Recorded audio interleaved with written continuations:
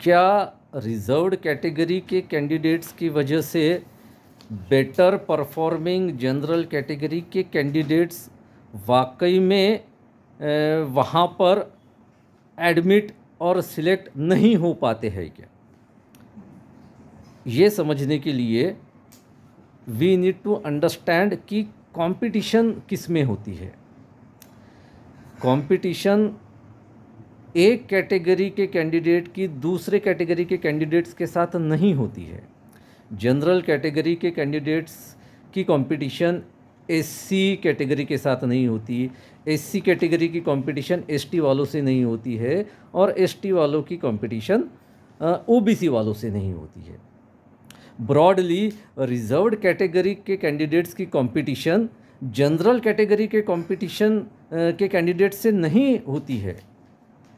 The competition is not between the categories. Competition is within the category. General category के candidates की competition उन्हीं के candidates से है।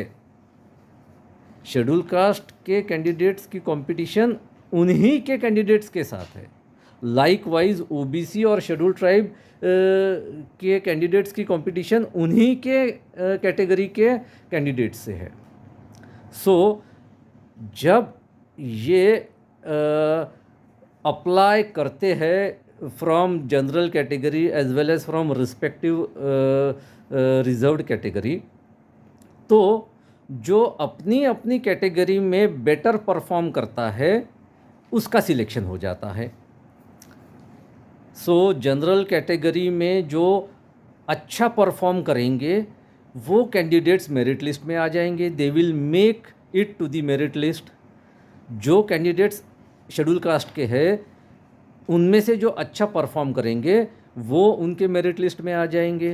लाइकवाइज ओबीसी एंड एसटी के जो बेटर परफॉर्मिंग कैंडिडेट्स हैं वो उनके मेरिट लिस्ट में आ जाएंगे। तो जनरल कैटेगरी के जो कैंडिडेट्स उनका सिलेक्शन नहीं हो पाता है, the reason is because they could not make it to the merit list of general category. वो अपने ही कैंडिडेट्स के साथ एट पार कॉम्पीट नहीं कर पाए, इसलिए जनरल कैटेगरी के मेरिट लिस्ट पे वो नहीं आ पाए और उनका सिलेक्शन नहीं हुआ। So in this process how are the candidates of reserved categories responsible?